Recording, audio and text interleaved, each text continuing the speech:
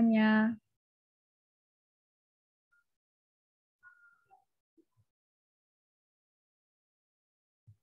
Oke, kalian boleh sambil belajar, sambil makan cemilan, atau sambil minum, itu boleh banget. Kita belajarnya santai aja. Oke, kali ini kita akan bahas tentang fotosintesis. Nah, sebelumnya kita kenalan dulu. Perkenalkan, aku Delis. Sekarang kita akan aku akan belajar bareng kalian pada materi fotosintesis. Nah, sebelum kita masuk ke fotosintesis, aku mau nanya nih, kalian boleh jawab di kolom chat, apa itu metabolisme? Jadi sebelum belajar fotosintesis, aku mau nanya dulu nih, metabolisme itu apa? Seingat kalian. Kalian boleh jawab di kolom chat. Ada yang tahu? Atau mau on mic juga nggak apa-apa.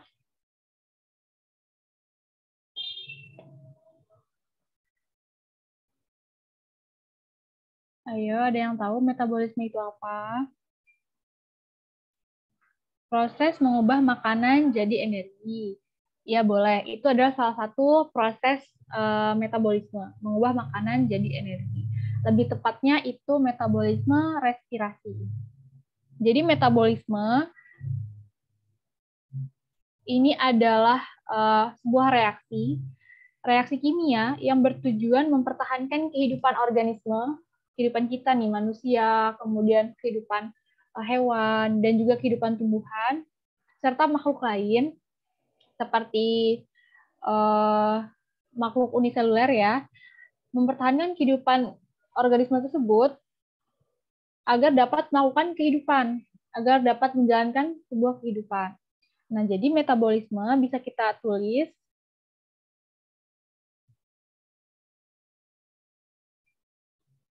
adalah keseluruhan reaksi kimia. Keseluruhan reaksi kimia.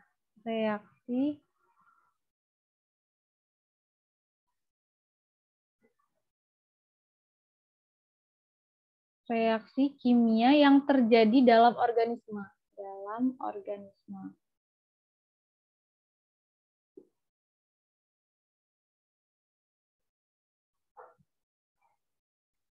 Ini adalah metabolisme. Jadi perlu diingat, metabolisme itu adalah reaksi kimia dalam organisme. Selanjutnya, setelah kita tahu nih, kalau metabolisme itu adalah reaksi kimia dalam tubuh organisme, dalam tubuh kita, maka metabolisme itu terbagi menjadi berapa? Kita perlu tahu juga. Jadi metabolisme, ada yang tahu nggak metabolisme terbagi jadi berapa? Ada yang tahu?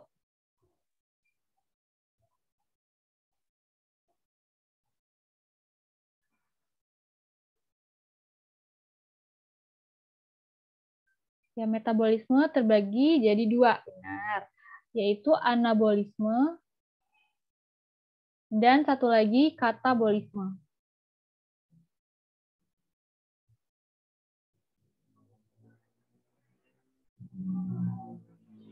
Sekarang kita perlu tahu juga nih, apa sih yang dimaksud dengan anabolisme? Apa juga sih yang dimaksud dengan katabolisme? Nah, kita lihat sekarang anabolisme. Anabolisme itu adalah pembentukan molekul kompleks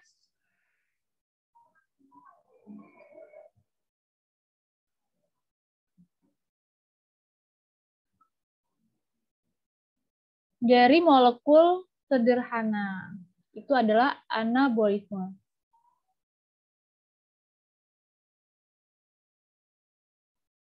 Contohnya apa sih anabolisme? Yaitu pembentukan molekul kompleks dari molekul sederhana. Contohnya adalah fotosintesis.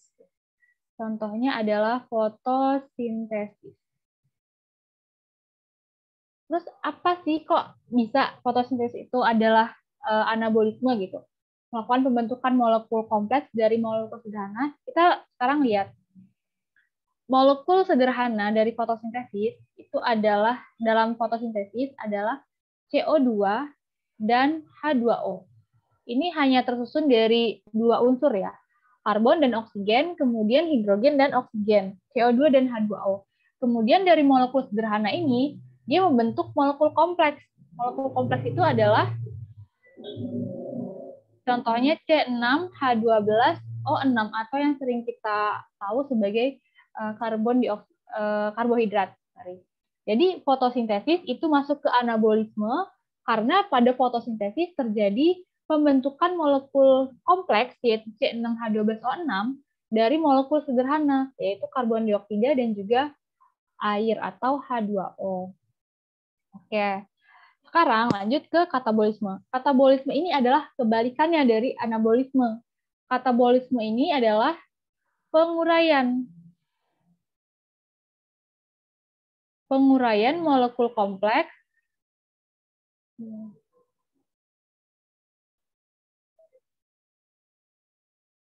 menjadi molekul sederhana.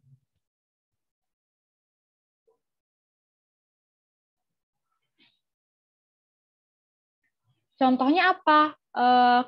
Katabolisme ada yang tahu nggak? Contohnya apa? Kalau tahu bisa chat di kolom chat. Saya tulis di kolom chat. Contoh dari katabolisme.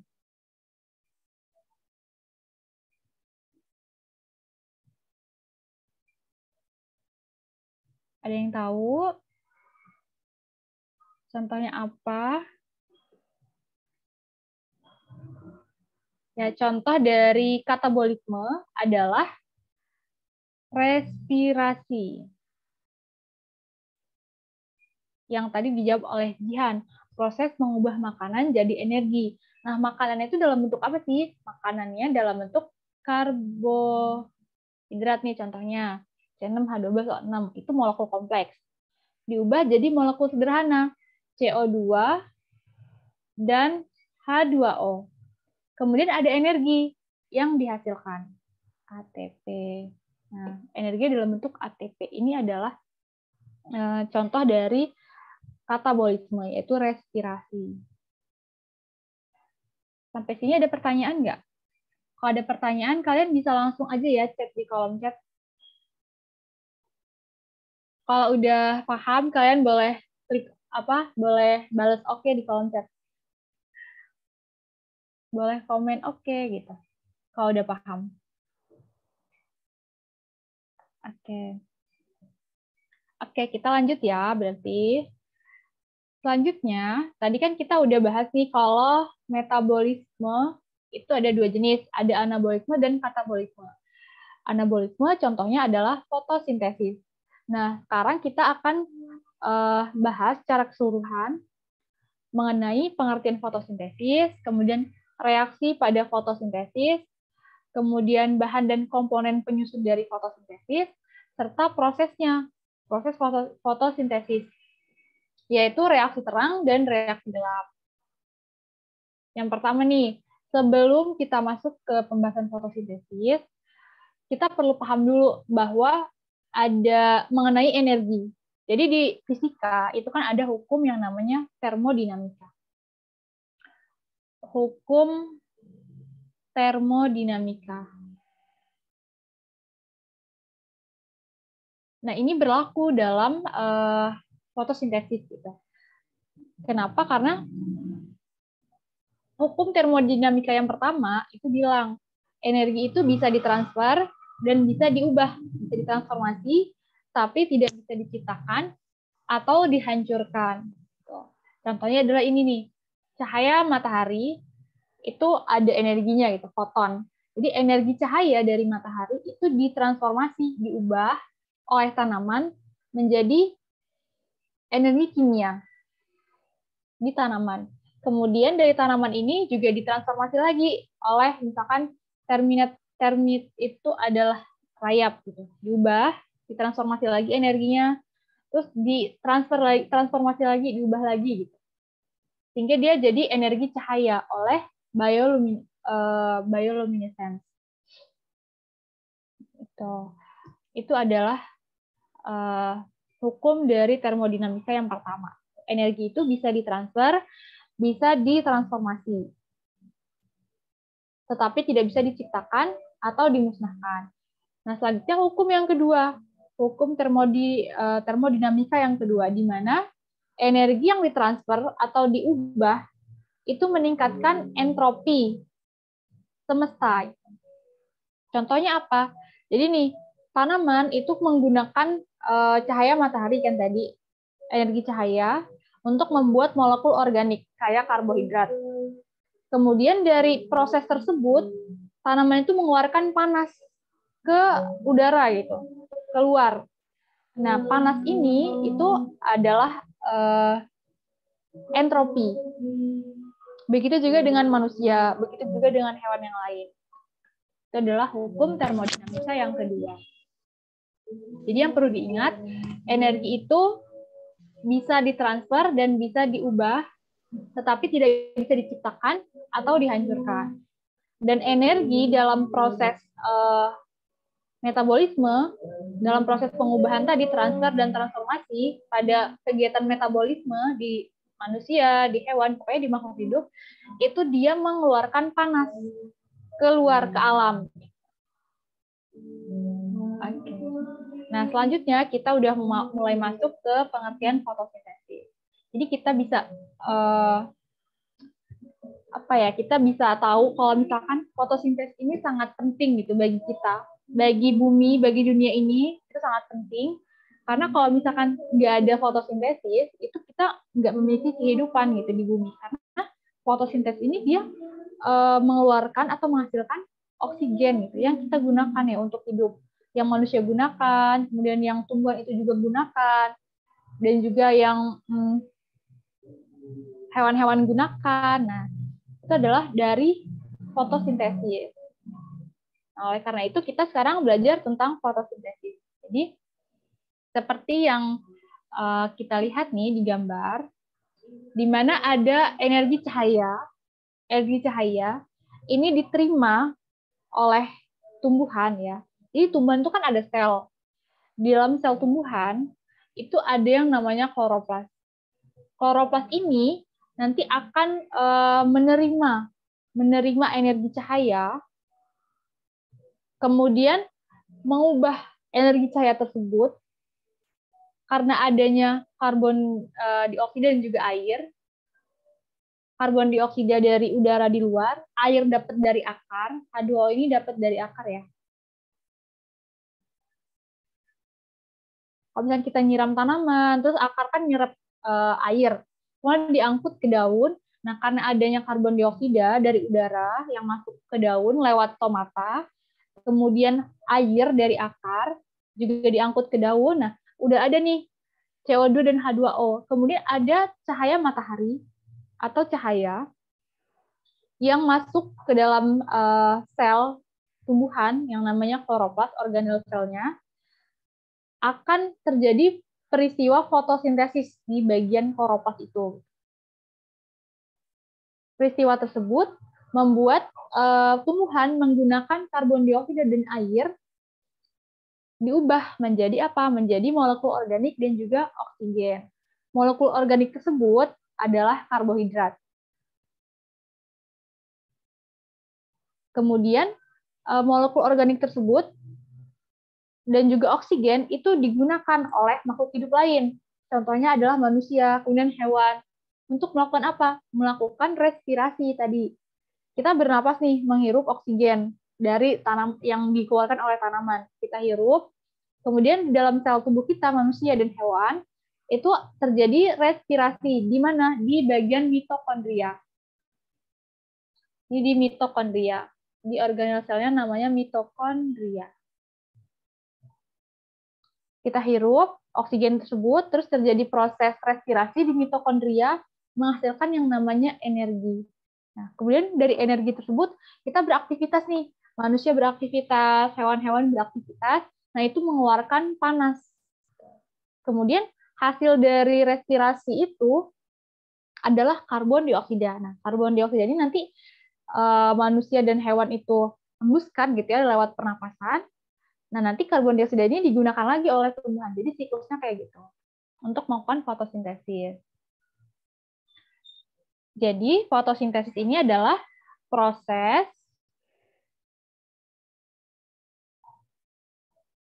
pengubahan energi. Pengubahan energi. Energi apa? Energi cahaya menjadi energi kimia. Energi kimia. Nah, ini adalah fotosintesis. Proses pengubahan energi cahaya menjadi energi kimia.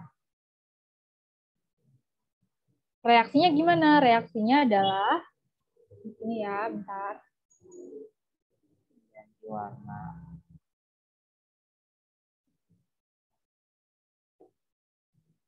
Reaksinya adalah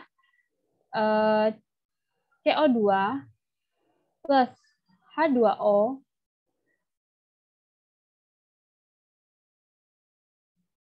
ada energi cahaya atau foton mengenai klorofil ya, klorofil. Kemudian menjadi CH2O plus oksigen. Nah,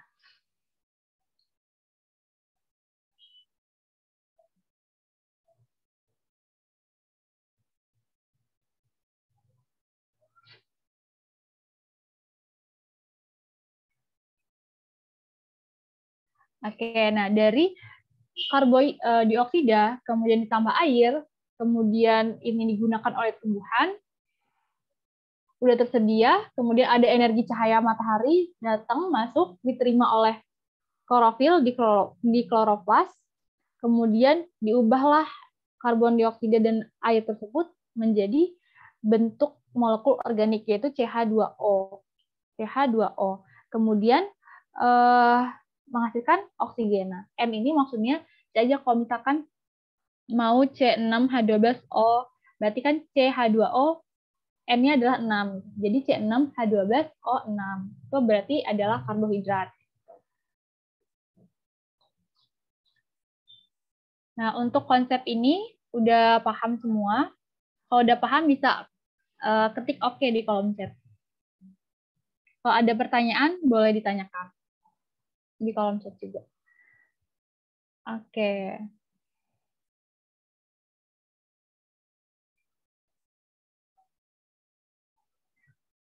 Oke, jadi kita move ya. Kita pindah ke slide selanjutnya.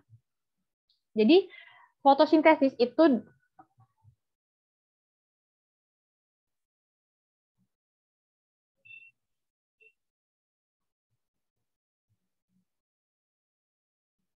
fotosintesis itu memiliki 3 hal besar, yaitu sinar matahari atau energi cahaya diubah menjadi energi kimia. Kemudian air atau H2O dipecah menjadi oksigen atau nama lainnya adalah fotolisis. Fotolisis air. Kemudian yang ketiga, karbon dioksida atau CO2 itu difiksasi menjadi gula dan bisa dalam bentuk C6H12O6. Ini ada yang tanya di kolom chat, Kak, CH2O-nya berupa rumus empiris kah? Ya, jadi CH2O-nya bisa dalam bentuk rumus empiris. Jadi sebenarnya di hasil fotosintesis itu nggak melulu dalam bentuk C6H12O6. Saja misalkan N-nya 3, jadi C3H6O3 kayak gitu. Makanya ini tulisnya N. Tapi yang banyak kita pelajari kan dalam bentuk C6H12O6 ya.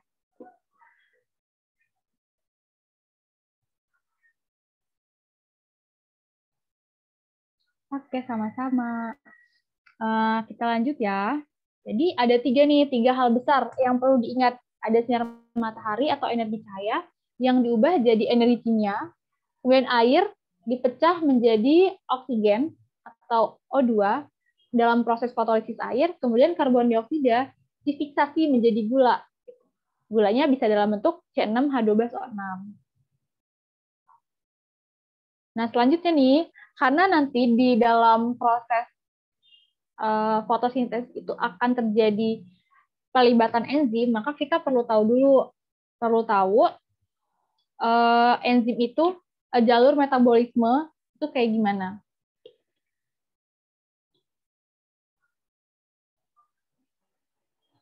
Jadi dalam jalur metabolisme itu diawali dengan satu molekul spesifik yang kemudian diubah dalam serangkaian proses gitu. Sehingga nanti dihasilkan produk. Jadi ada molekulnya, molekul yang mau diubah, kemudian ada enzim, nanti molekul ini diubah lagi dalam bentuk yang B, molekul A diubah jadi dalam bentuk molekul B oleh enzim, kemudian di reaksi yang selanjutnya ada enzim lagi yang berperan, jadi molekul B diubah jadi molekul C, kemudian ada enzim lagi yang berperan, C diubah menjadi molekul D. Nah, mungkin molekul D ini produk. Gitu. Bisa juga ada jalur metabolisme yang A, kemudian B-nya udah produk. Jadi ini adalah serangkaian dari jalur metabolisme. Itu melibatkan enzim-enzim. Enzim ini dia mempercepat ya. Fungsi enzim itu mempercepat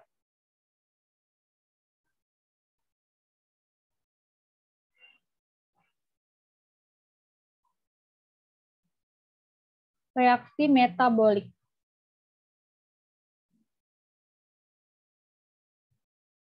Atau reaksi metabolisme. Dengan cara apa? Dengan cara menurunkan energi aktivasi. Dengan cara menurunkan energi aktivasi.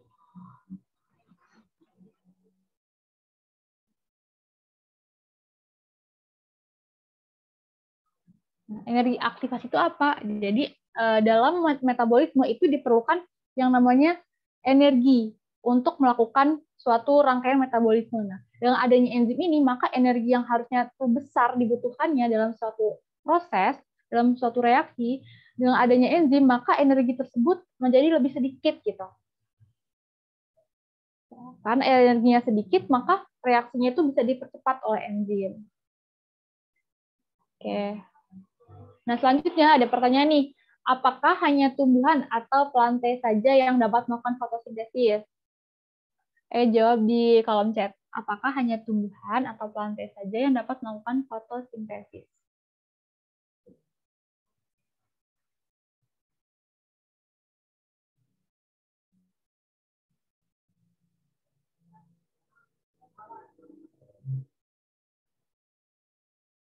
Apakah hanya tumbuhan saja atau ada hal yang lain gitu yang bisa melakukan fotosintesis?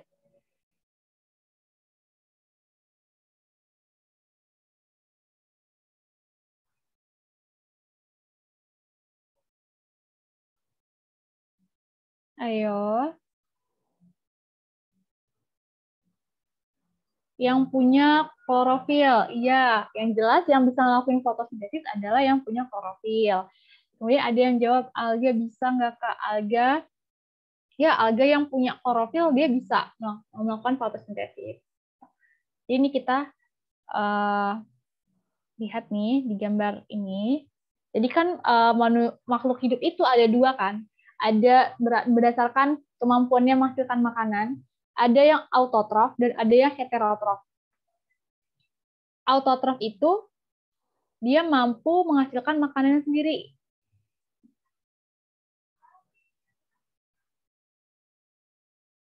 Menghasilkan makanan sendiri.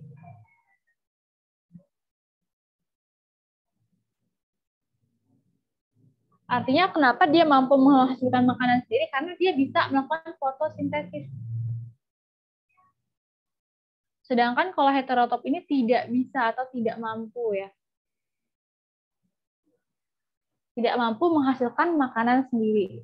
Nah, organisme yang selain tumbuhan yang bisa melakukan fotosintesis itu adalah alga.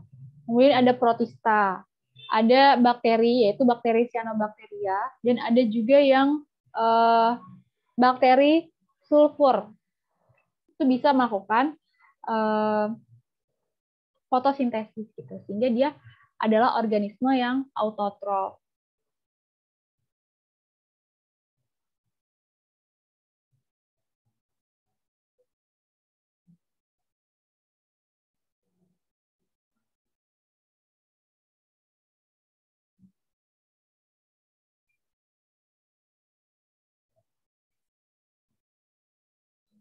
Kalau heterotrof dapat energinya atau bisa makannya dengan cara apa? Dengan cara memakan ya, atau memangsa atau memakan atau mengkonsumsi tumbuhan gitu. Kemudian untuk mendapatkan makanan tersebut gitu, karena tidak mampu membuat makanan atau bahan organik sendiri gitu tubuhnya. Itu yang heterotrof. Untuk yang ini ada pertanyaan nggak? Untuk yang autotrof dan heterotrof, organisme yang menghasilkan makanan sendiri untuk autotrof itu bisa fotosintesis. Kalau yang heterotrof tidak bisa.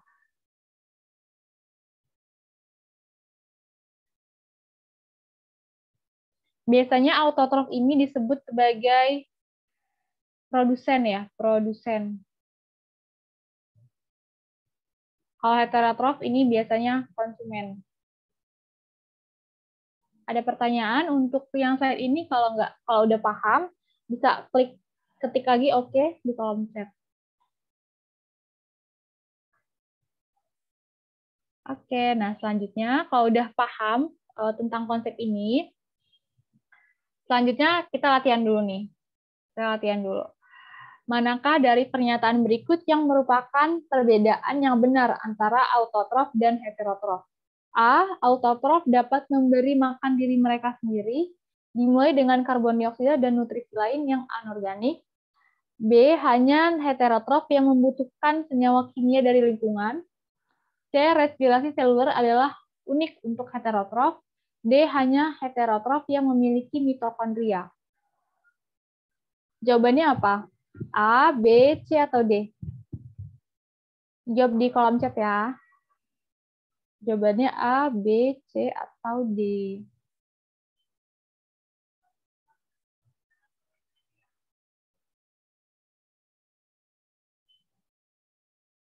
Jawabannya apa nih? A, B, C, atau D?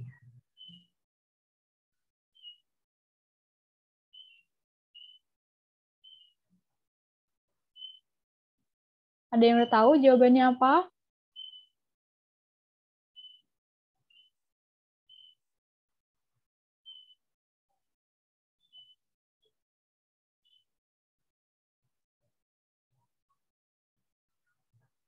Oke, jawabannya adalah yang A.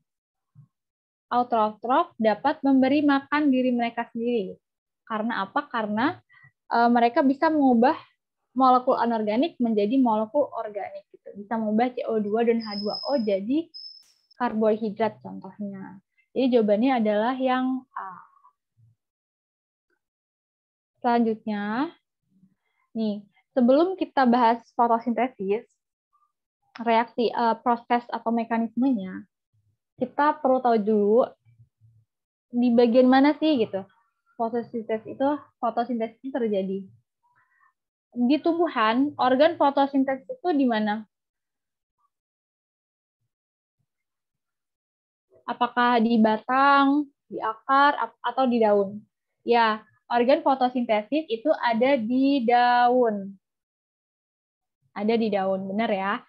Jadi, daun itu kalau misalkan kita potong ya secara melintang, itu nanti ada bagian mesofil.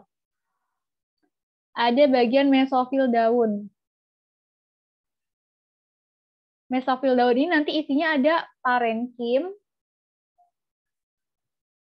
palisade, dan juga parenkim pon.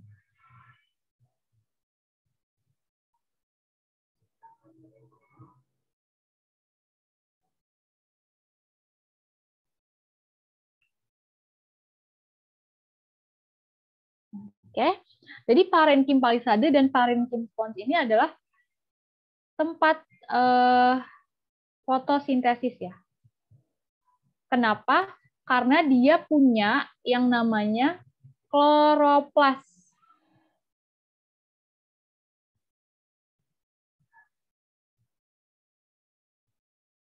Nih kita lihat nih di daun nih, ada ini parenkim palisade, ada kloroplasnya. Kalau misalkan diambil nih yang hijau-hijau ini, diperbesar gitu, di zoom, itu ada bagian yang ini hijau, kalau dipotong, terus diperbesar gitu, bentuknya kayak gini. Ada kloroplas, kemudian kloroplas ini kemudian ada membrannya, ada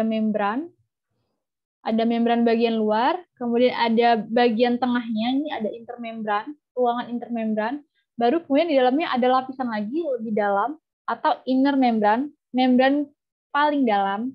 Kemudian kalau misalkan kita buka dalamnya, ternyata isinya itu ada grana, ada grana. Ini adalah grana. Jadi setumpukan yang kayak menumpuk ini adalah grana, granum atau grana. Kemudian selain grana, kita lihat juga satuannya. Jadi ini kan grana kalau setumpuk ya. Kalau cuma satu bagian dari tumpukan ini cuma satu bagian doang, ini namanya adalah tilakoid. Namanya adalah tilakoid. Kemudian kita bisa lihat nih di bagian tilakoid atau grana ini kan ada bagian yang kosong-kosong nih. Bagian yang kosong itu atau yang berisi cairan itu adalah yang namanya stroma. Stroma itu cairan di dalam kloroplas. Jadi ada grana yang perlu diingat, ada tilakoid, dan ada stroma. Nah ini nanti yang akan berperan dalam fotosintesis. Untuk yang bagian ini udah paham belum? Kalau udah paham bisa ketik oke lagi. Jadi yang perlu diingat, perlu diingat-ingat terus gitu ya, dalam fotosintesis itu ada tilakoid, ada grana, kemudian ada stroma. Dan itu semua adalah bagian dari kloroplas. Gimana, udah paham? Kalau udah paham bisa ketik oke lagi di kolom chat.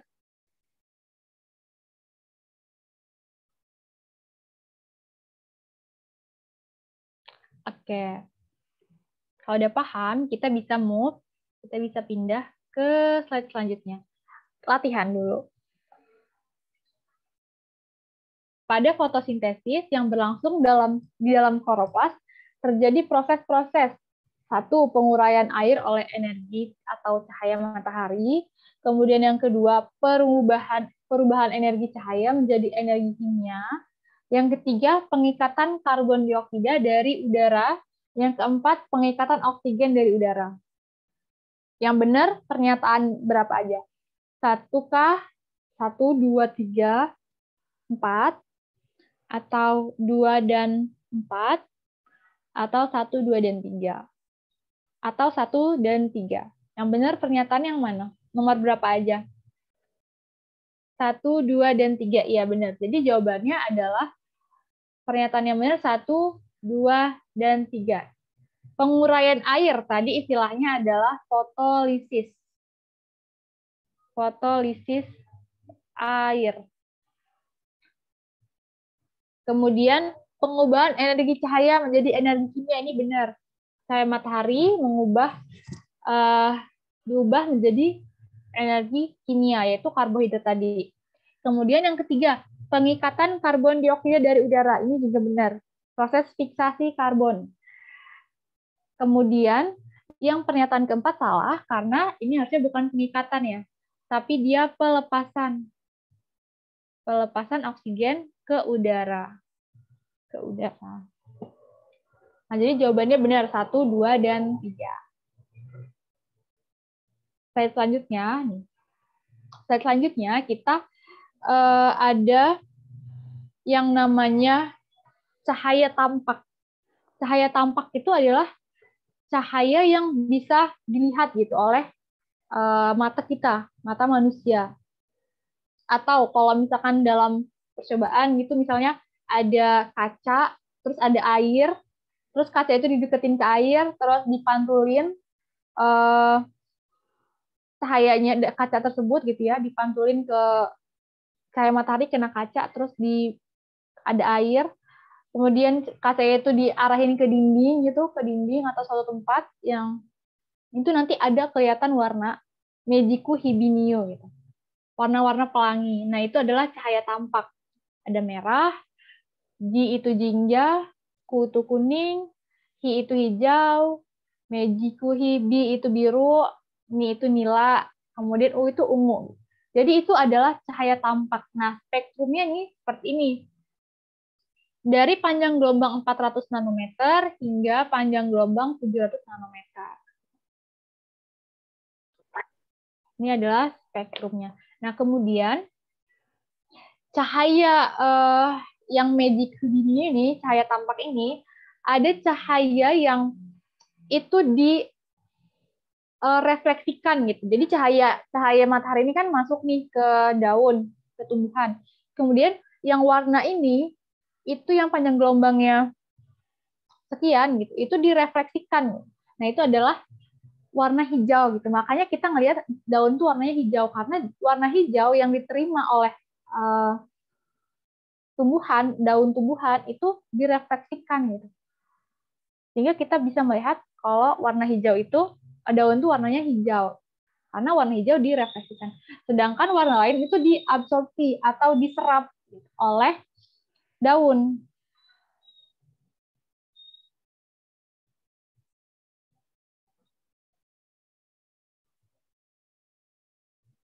Oke.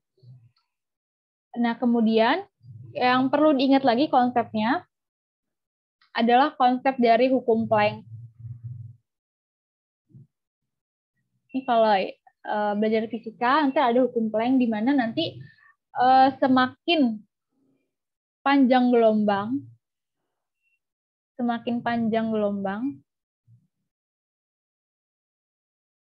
cahaya, maka semakin kecil energinya. Gitu juga sebaliknya, semakin pendek panjang gelombang, maka semakin besar energinya. Ini juga perlu diingat sebagai konsep untuk paham gitu, fotosintesis prosesnya nanti.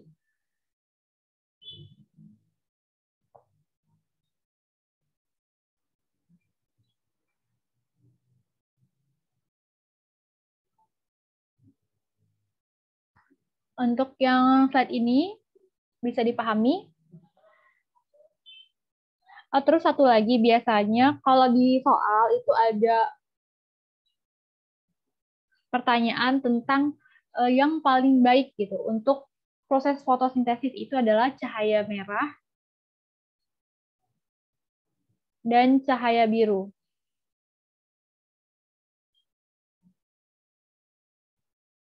Ini bekerjanya paling baik gitu dalam proses fotosintesis. Cahaya merah dan cahaya biru. Nah, selanjutnya nih ada soal. Jaringan dasar tumbuhan yang dapat berfungsi sebagai penyimpanan cadangan makanan, tempat terjadinya fotosintesis, serta sebagai jaringan pengisi berkas pembuluh. Ini tempat. Adalah A. parenkim, B. kolenkim, C. sklerenkim, D. kolenkim dan parenkim, atau E. sklerenkim dan parenkim. Ini kita sekalian ingat-ingat pelajaran dulu tentang jaringan tumbuhan. Jawabannya apa? A, B, C, D, atau E? Parenkim, kolenkim, atau parenkim aja?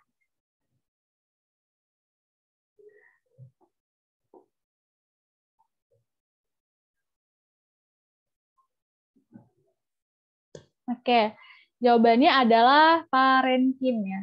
Parenkim. Kenapa? Karena jaringan parenkim ini adalah jaringan dasar yang terdapat pada seluruh bagian tumbuhan baik pada akar, batang maupun daun. Nah, tapi karena tempat terjadinya fotosintesis itu adalah di parenkim. Jadi parenkim pasti harus ada di pilihan gitu. Jadi yang sklerenkim, koenkim itu belum tepat jawabannya. Jadi jawabannya adalah yang parenkim. Kalau koenkim dan sklerenkim ini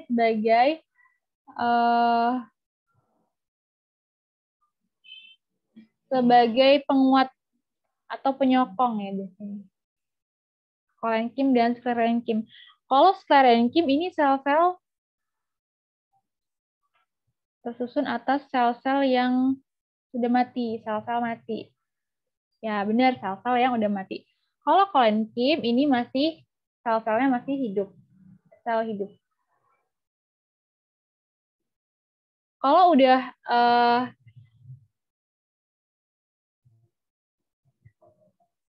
kalau misalkan sklerenkim ini kan sel-selnya udah mati. Terus dia juga fungsinya buat melindungi tumbuhan. Karena ada dinding sekunder yang tebal karena adanya lignin gitu. Nah, ini adalah sklerenkim. Jadi jawabannya yang ini adalah yang parenkim. Oke.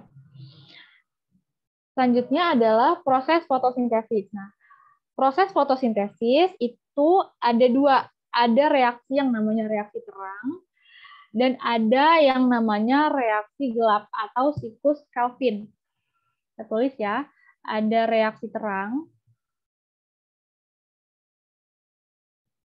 ada reaksi gelap atau siklus Kelvin. Nah, jadi yang perlu diingat banget, jadi kalau misalkan reaksi terang itu berarti bergantung sama adanya cahaya. Cahaya matahari atau cahaya dari lampu gitu. Misalkan kalau jadi cahaya tampak yang penting ya. Lampu itu kan cahayanya cahaya tampak. Jadi fotosintesis itu bisa terjadi kalau ada cahaya. Bisa jadi cahaya matahari atau cahaya lampu. Nah, cahaya tersebut kemudian nanti diterima oleh klorofil gitu di tilakoid. Nah, ini yang perlu diingat. Tadi kan kita udah bahas ada tilakoid, ada grana, ada stroma. Nah, diterima di tilakoid. Kalau grana kan tadi tumpukan tilakoid ya. Kalau ini terjadinya di tilakoid. Jadi masing-masing tilakoid di grana itu mengalami yang namanya reaksi terang. Jadi yang perlu diingat, reaksi terang itu terjadi di tilakoid. Kemudian, nanti reaksi terang itu menggunakan air yang ada di tumbuhan tersebut, H2O ini air, untuk mengalami fotolisis air.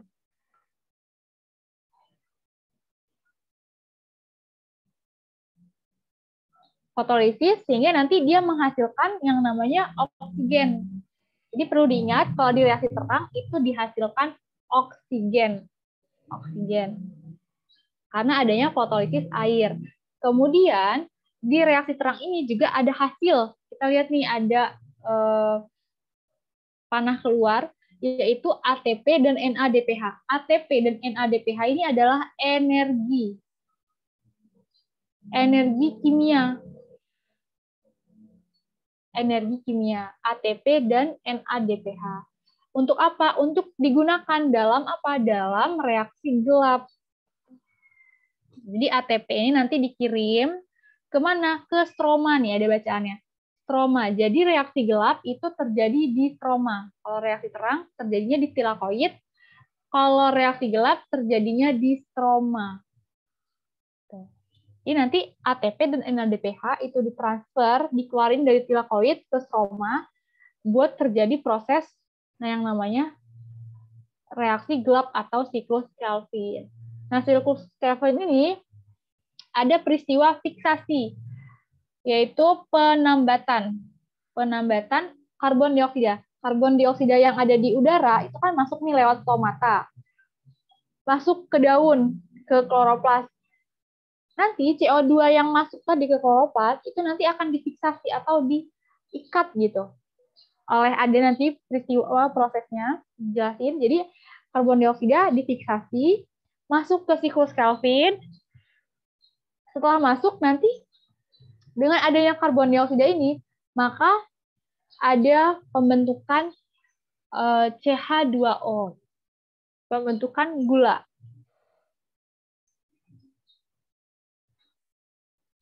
Nanti kita bahas lebih lengkapnya. Jadi yang perlu diingat sekarang adalah reaksi terang terjadinya di mana, itu tilakoid, reaksi gelap terjadinya di mana, di stroma.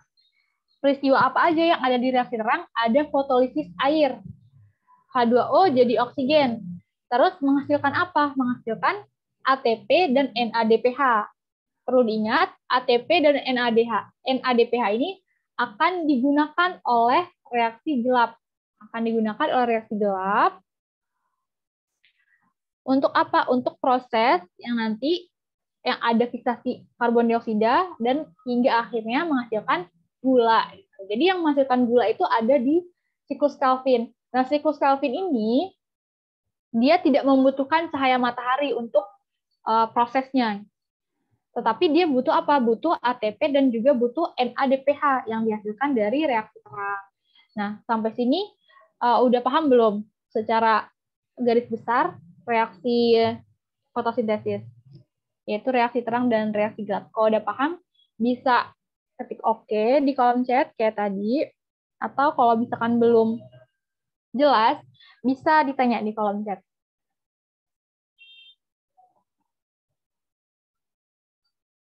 Oke, kalau udah paham, kita bisa move, kita bisa pindah ke selanjutnya. Tadi kan kita udah tahu nih, reaksi terang terjadinya di tilakoid.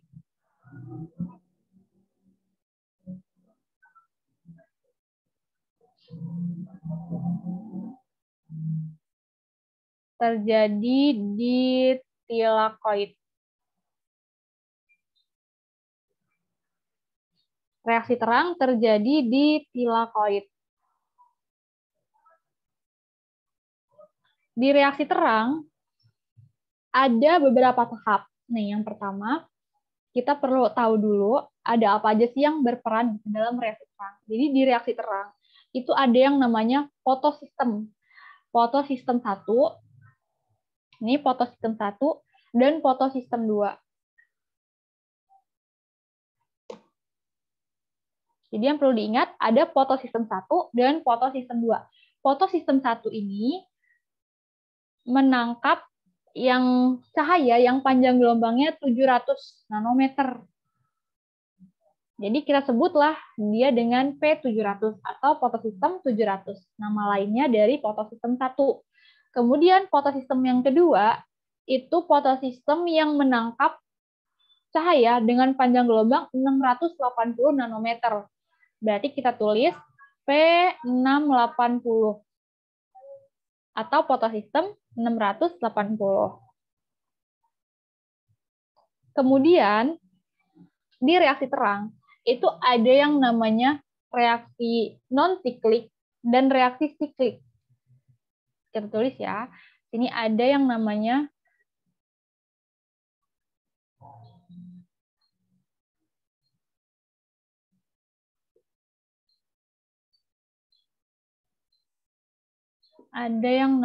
reaksi siklik dan reaksi non-siklik.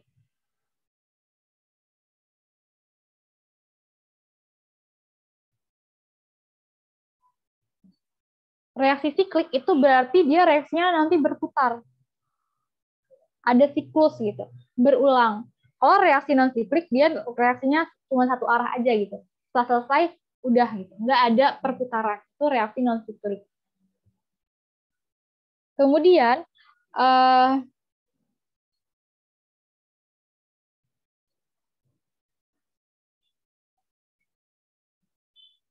kita lihat di sini prosesnya. Kalau reaksi yang pertama itu, jadi fotosistem 2 dan fotosistem 1 ini terjadinya secara bersamaan ya.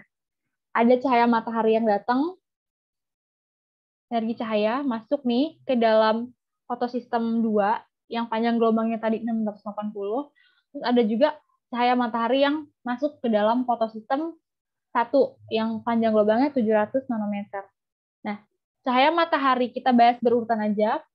Untuk yang non-siklik, kita bahas awal untuk non-siklik dulu. Ini kita hapus dulu. Kita bahas yang non-siklik dulu. Di non-siklik, yang berperan adalah fotosistem 2 dan fotosistem 1.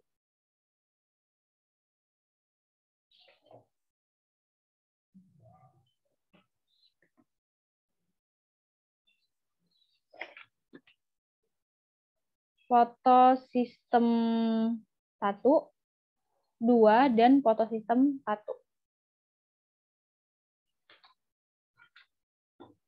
Namanya fotosistem 1 ini karena bukan dia yang duluan bekerja gitu ya. Kalau kerjanya sama-sama bareng fotosintesisnya. Tapi fotosistem 1 ini dinamain fotosistem 1 karena ditemukannya lebih dulu gitu. Jadi ada ilmuwan yang dia itu menemukan suatu fotosistem yang bekerja dalam proses fotosintesis. Makanya dinama fotosistem 1. Kemudian setelah beberapa lama ternyata ada lagi nih fotosistem yang juga berperan dalam proses fotosintesis. Namanya adalah fotosistem 2.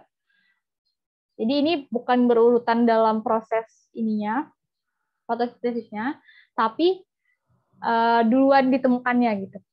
Tapi kalau untuk berlangsungnya itu sama bareng-bareng gitu. Selagi ada cahaya.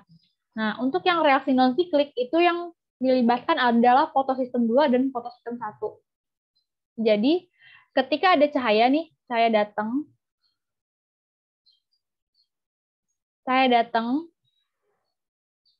cahaya ini adalah membawa energi foton. Ada elektronnya. Elektron ini yang dari cahaya matahari tersebut itu kena yang namanya klorofil atau pigmen. Pigmen lain juga bisa kayak beta karoten, kemudian klorofil B. Nah, itu diterimalah cahaya atau energi fotonnya dari cahaya matahari atau cahaya lampu ditangkap oleh pigmen molekul. Ini fungsinya untuk menangkap elektron. Menangkap elektron dari cahaya matahari.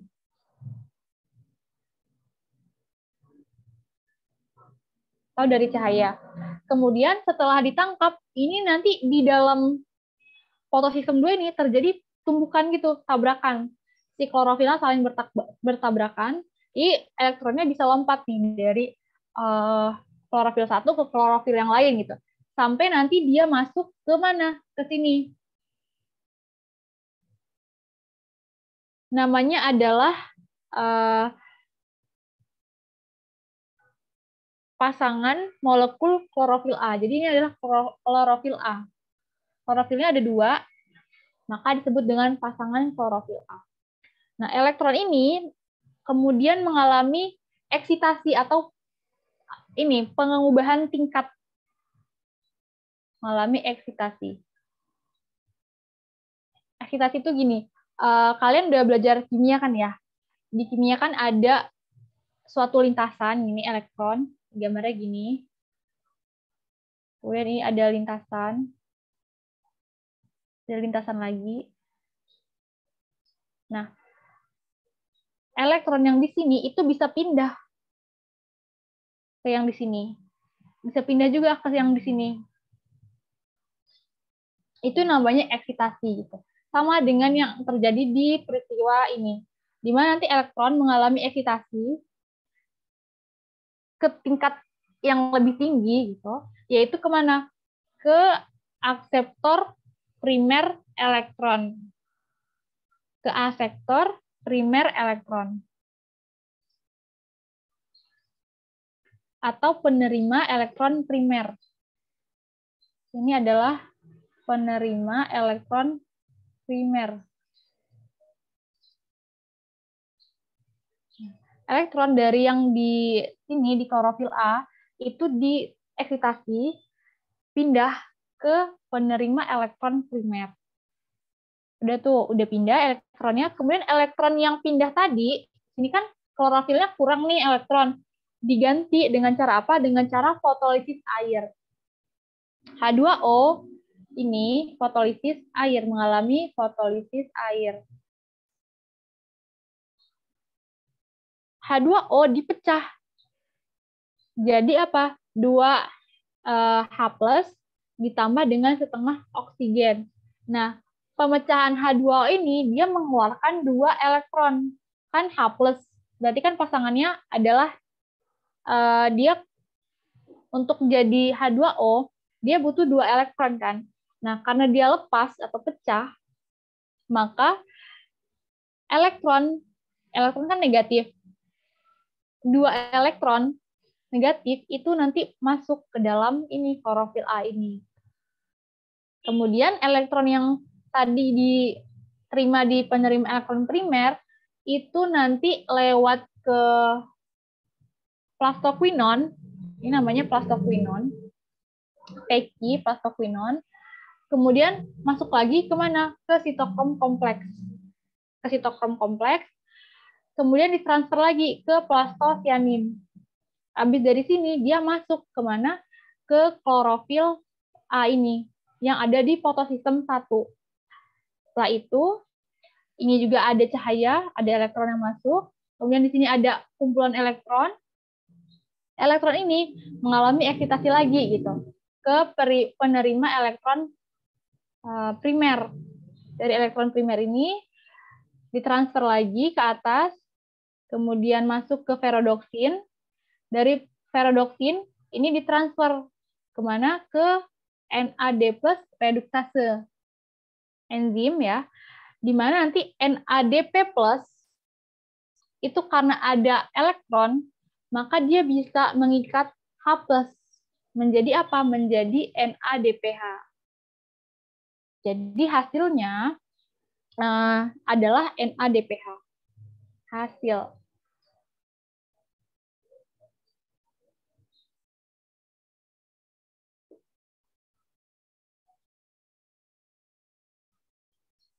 Hasilnya adalah NADPH.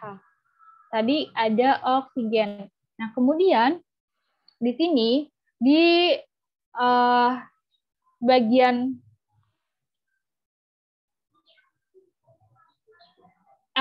di dalam stroma itu kan ada pemompaan hidrogen ya, atom hidrogen H+.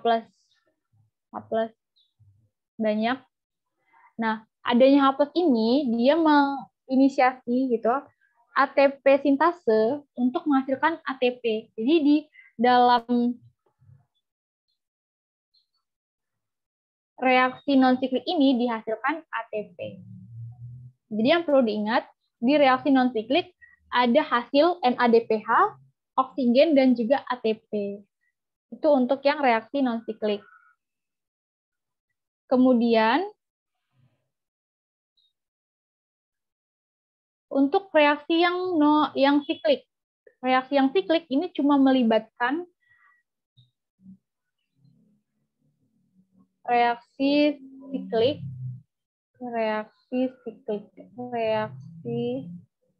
siklik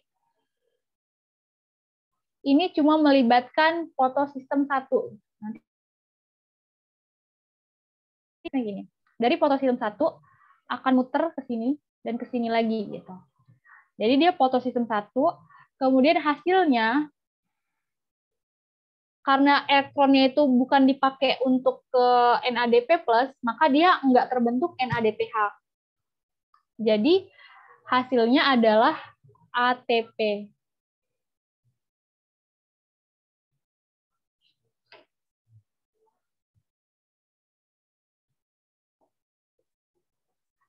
Jadi gitu, hasilnya adalah ATP.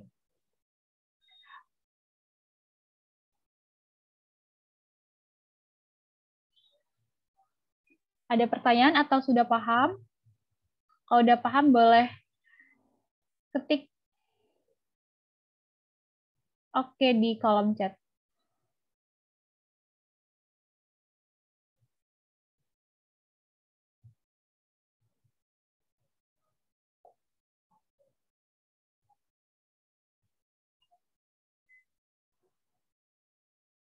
Udah paham?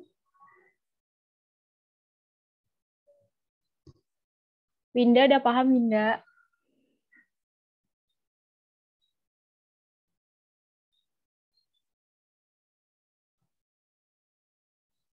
Oke, kalau udah paham, kita bisa lanjut ke latihan nih. Kita latihan. Pada reaksi terang, fotosintesis, energi cahaya diubah menjadi ATP dan apa? A NADPH, B C6H12O6 atau karbohidrat, C FADH+, D FADH2, atau E NAD+. Jawabannya apa?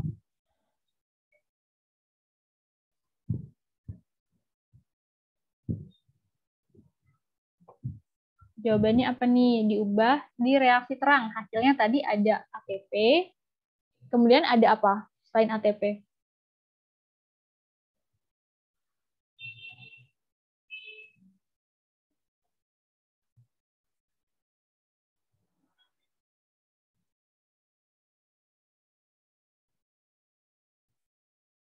Ya, selain ATP ada NADPH. Jadi jawabannya adalah yang A, NADPH. Nah, selanjutnya adalah reaksi gelap. Jadi di reaksi gelap itu ada 3 peristiwa, yaitu fisasi karbon, kemudian reduksi, dan ada regenerasi. Dimana kalau fiksasi karbon itu karbon difiksasi oleh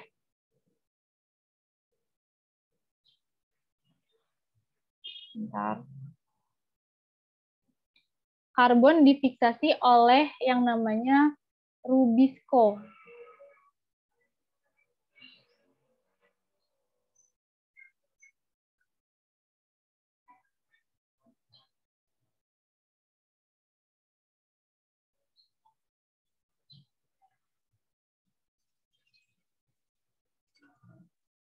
Dengan bantuan enzim yang namanya RUBP karboksilase. Jadi karbon dioksida itu nanti C-nya difiksasi atau diikat oleh RUBP dengan bantuan enzim yang namanya RUBP karboksilase. Ini kan RUBP. Dia ada C-nya ada 5. Ada 5C. Ada 5C. Kemudian diikat nih C yang dari CO2 itu diikat oleh RUBP, maka C-nya ada 6. Ada 6C. Kemudian dari diikat tersebut 6C ini diubah jadi 3C, yaitu 3 fosfogliserat, 3C. Tapi 3C ini keadaannya nggak stabil gitu. Jadi dengan adanya fosfat dari ATP, ini kan fosfatnya cuma satu nih di ujung. Dengan adanya tambahan P dari ATP di sini, di ujung yang sebelah sini, maka diubahlah menjadi yang namanya 1,3 bifosfogliserat. Nah, udah ada tambahan P di ujung, kemudian P ini dari sini itu dihilangkan lagi. Untuk apa? Untuk berguna dalam pembentukan atau pemecahan NADPH menjadi NADP+.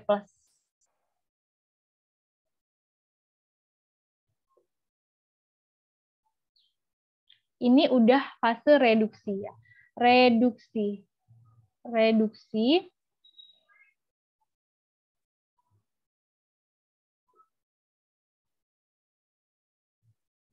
Reduksi NADPH menjadi NADP+ dengan bantuan fosfat dari mana? Dari 1,3 bifosfogliserat ini. Kemudian karena dia kehilangan satu fosfatnya, maka jadi apa? Jadi gliseraldehid 3 fosfat atau G3P. Nah, gliseraldehid 3 fosfat ini yang nanti akan jadi gula. Yang akan jadi gula.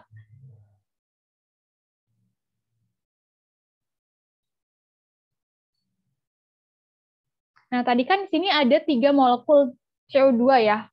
Berarti ini ada 3. Ada 3. Kemudian karena ini ada 3, maka yang di sini juga ada 3 kan ini ada 6C. Dia dipecah jadi 3C. Berarti kan ada 2 molekul 3C. Nah, 2 molekul 3C ini, sedangkan di sini ada 3. Berarti ini ada 6 molekul.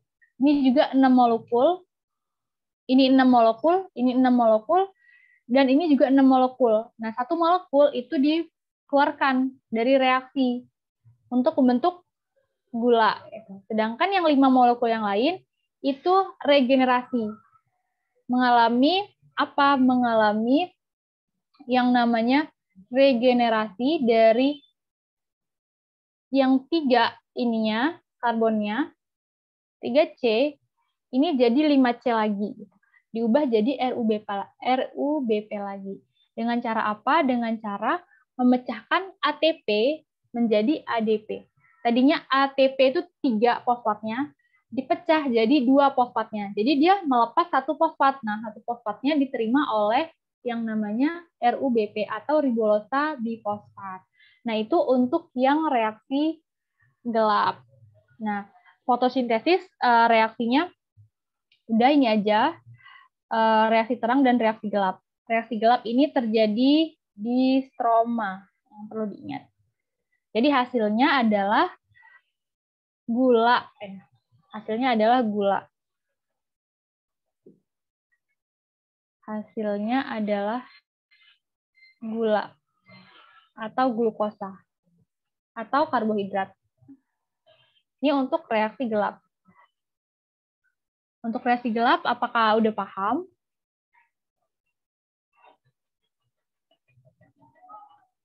Regenerasi ini adalah ya, pembentukan kembali RUBP. Nah, coba dijawab dulu pertanyaan yang ini. Pada siklus Kelvin, senyawa yang berperan untuk mengikat karbon dioksida adalah apa? Senyawa apa? Dia mengikat CO2. Apakah G3P, ataukah PGA, RUBP, ATP, atau NADP+. Jawabannya apa? A, B, C, D, atau E?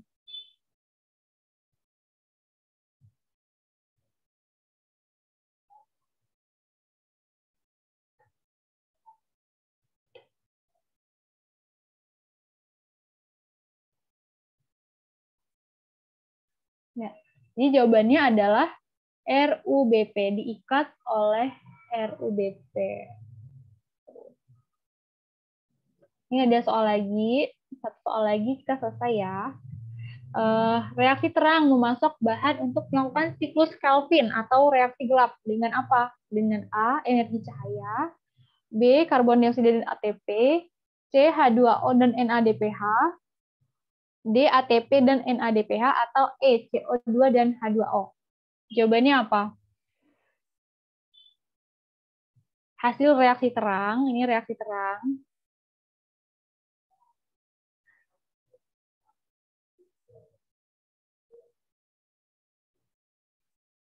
Hasilnya adalah ATP, kemudian NADPH,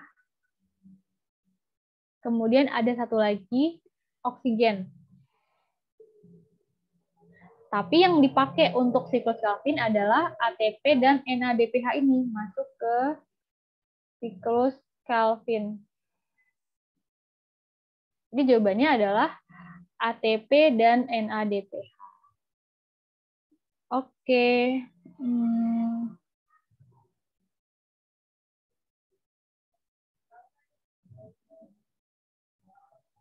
Oke. Jadi itu yang kita pelajari pada sore hari ini ya menjelang maghrib mengenai fotosintesis. Jadi fotosintesis itu melibatkan dua reaksi terang dan reaksi gelap. Nah, reaksi terang itu terjadi di tilakoid, kalau reaksi gelap itu terjadi di stroma. Nah, itu yang perlu banget diingat. Oke, sekian dulu untuk pertemuan pada sore hari ini karena